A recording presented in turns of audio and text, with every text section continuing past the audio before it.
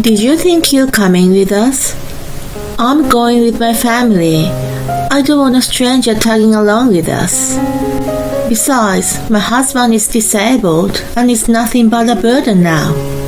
If I bring him with us, he would ruin the fun. You have to stay behind and take care of him by yourself. You used to be an angel in white, so you can't say no, can you? I brought you here for that purpose in the first place. So do your part. I was living with my in-laws to support my father-in-law, who was seriously injured in an accident. One day, I was in the kitchen doing my chores without a clue when my mother-in-law and my husband left the house with a large suitcase in their hands. They didn't care about my father-in-law's condition. They had no way of knowing what I was doing through every day in the house. I clenched my fist with tears of frustration. Shall we go too? I turned to face the sudden voice and was shocked to see the appearance of my father-in-law. 10 days later, this story took a turn of events. I'm Beth, 28 years old. I used to work as a nurse at a nearby hospital. My husband Alex, who used to frequent the hospital, took an interest in me, and we got married 6 months ago. He's 35 years old, 7 years older than me, and works as a civil servant. I used to work both day and night shifts depending on the emergency. This meant that I would have less time to spend with him. I stopped working for the time being and have been a full-time housewife. I never liked doing housework, but I gradually learned to be efficient for the sake of hardworking Alex. One night, he received a call from his mother. I could hear her frantic voice over the phone. Oh my God, your dad got into a car accident. I don't know what to do. Oh dear, what should I do? Mom, calm down. Take a deep breath and tell me what happened. I was stunned to hear that my father-in-law Connor had been in an accident. He had suffered a serious head injury, lost consciousness, and was rushed by ambulance. Fortunately, he survived, but the doctor said that his brain was damaged and that he would need adequate care for the rest of his life. This is terrible.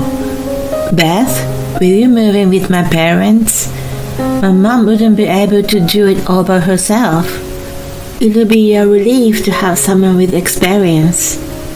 Of course, I'm concerned too. I would do anything to help such a great father-in-law. Thus, I willingly accepted Alex's request to move in with my in-laws.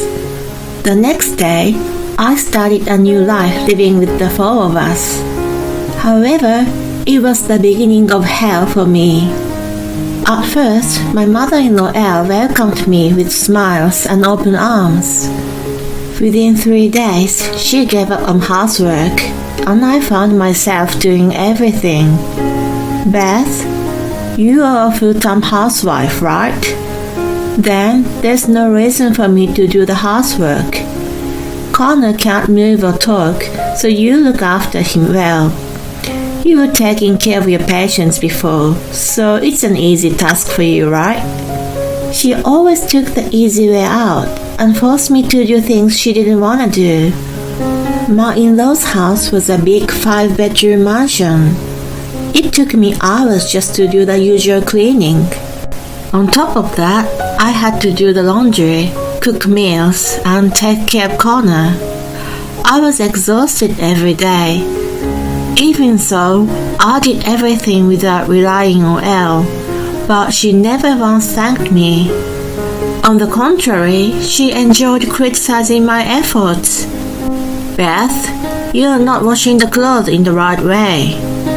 Your cooking is tasteless without the proper seasoning.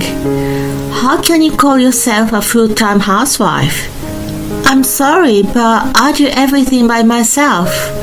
Can you let me do it the way I want? No, You've only been a housewife for 6 months and already think you're all that? This is my house. You live here, so you obey me. I became increasingly fed up with her treating me like a servant and asked Alex for help. Hon, can't you help me out once in a while? I'm getting tired of having to deal with your mother's complaints day in and day out. He responded with a smirk. Well, she has the authority in this house, so you just need to follow her rule. I'm already tired from working, so no way I'm gonna help you with the chores. For someone who's been provided by me, you're asking too much. I'd rather you be grateful. He was completely on Elle's side.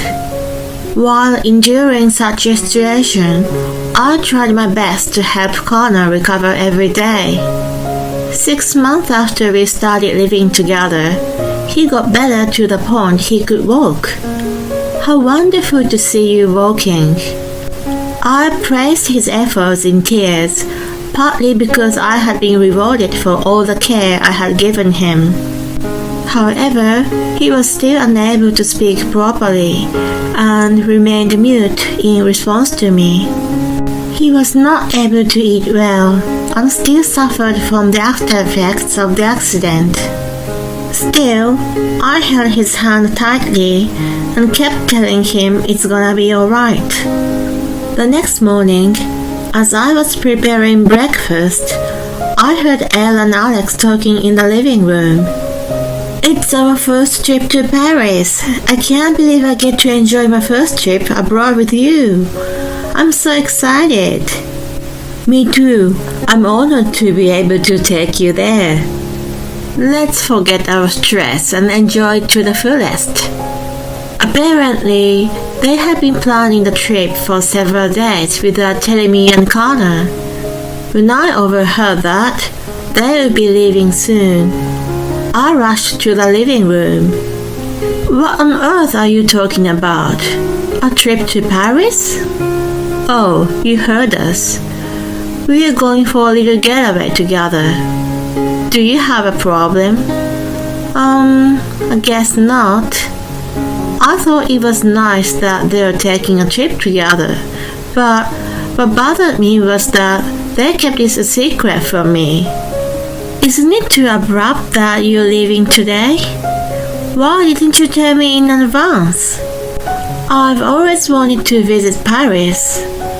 I'm hurt that you didn't include me in your planning. What are you talking about? You're staying at home, of course. Even if I told you, I knew you would stop us anyway, so I decided to tell you on the day.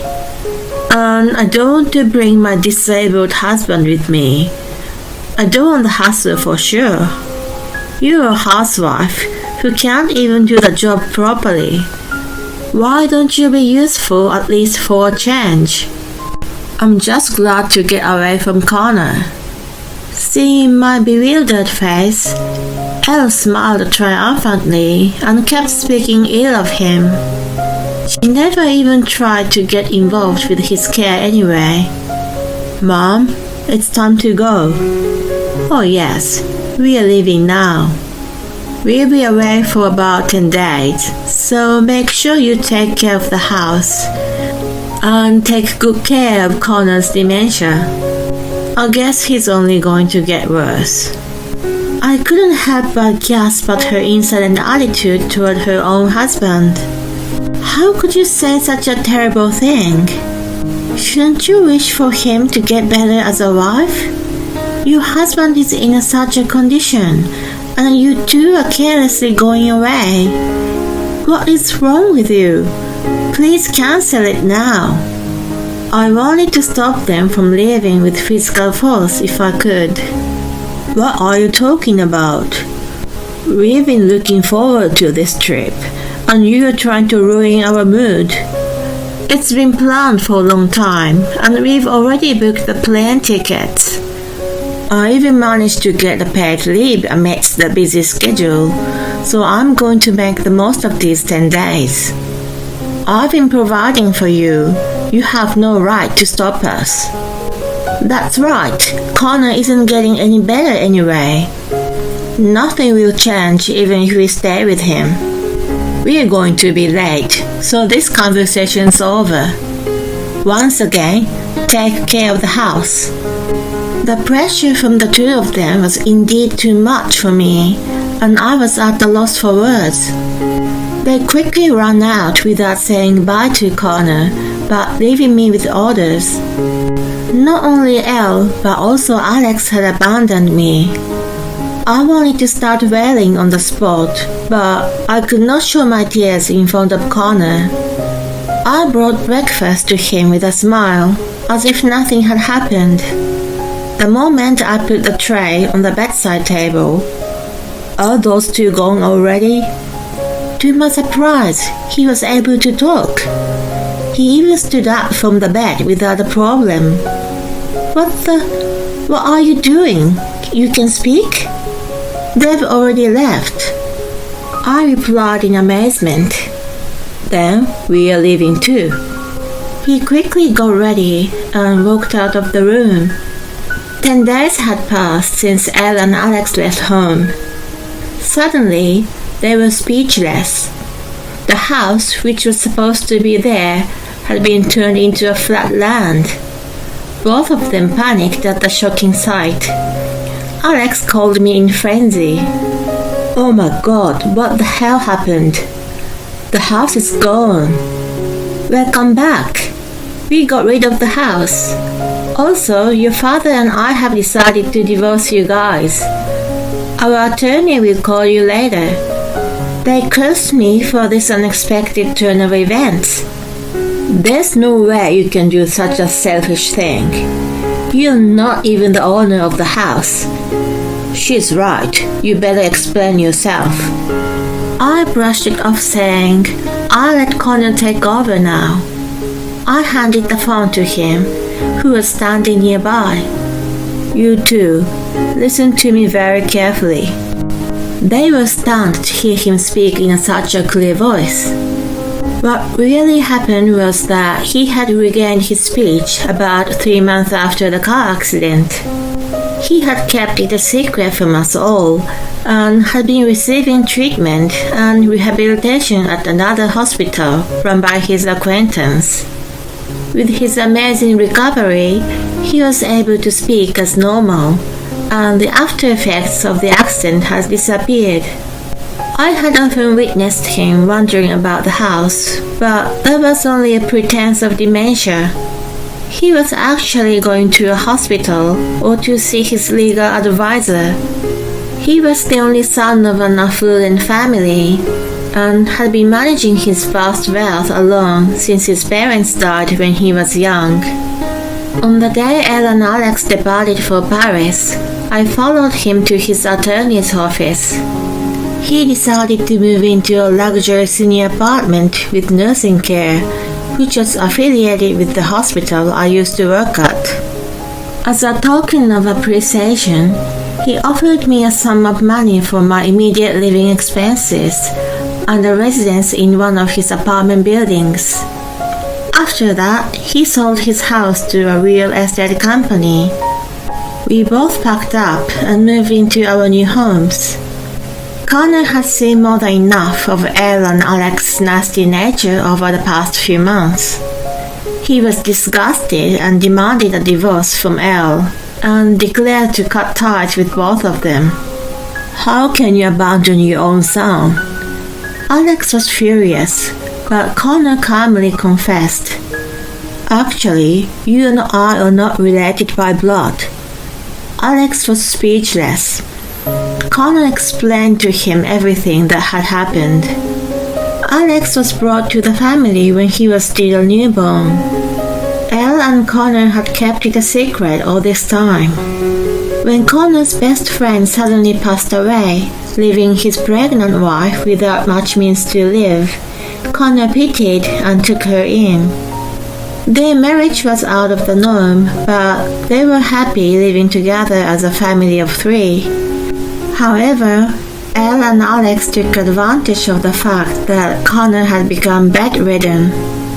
They started spending a lot of his money and even used it to pay for the trip as well. When he noticed it, he pretended to be physically disabled. He dared them to do as they pleased and waited for the right moment.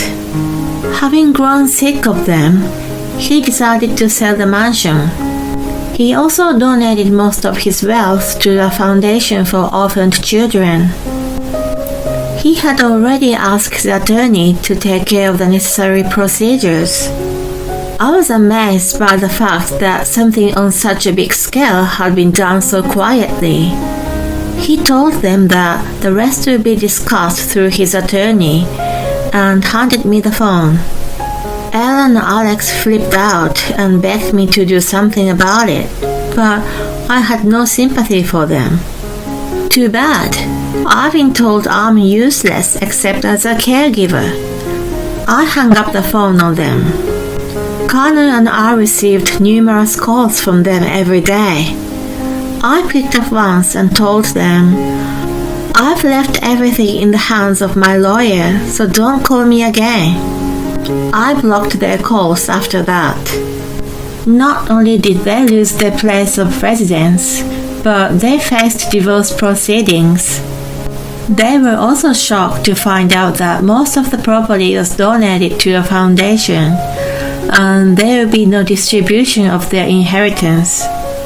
In addition, Alex was forced to resign after his employer found out that he had falsely requested family paid leave when he went on the trip. After resigning, he's been working part-time while looking for a new job. Naturally, Elle has to work to make ends meet. She's been working as a cleaner from early in the morning until late at night. They are now living together in a small apartment. Meanwhile, after my divorce was finalized, I returned to the hospital where I used to work. I'm working as a nurse again. I visit Connor on a regular basis and enjoy our conversations. By the way, I've been wondering why you didn't tell me that you had recovered. You could have told me. Oh, that's because if I told you, I was afraid that those two would have found out too. My intention was to catch them off guard, you know. I'm sorry you had to deal with them for half a year. I sincerely apologize. No, I was so ready to leave them anyway. Rather, I thank you for giving me the opportunity. You always cared about me. I hope I have repaid your kindness. Thank you too. He treats me like a real daughter, and I will always love him. I am truly grateful to have met such a kind man, despite everything that happened. While I work hard as a nurse, I hope to find a wonderful man in my life soon.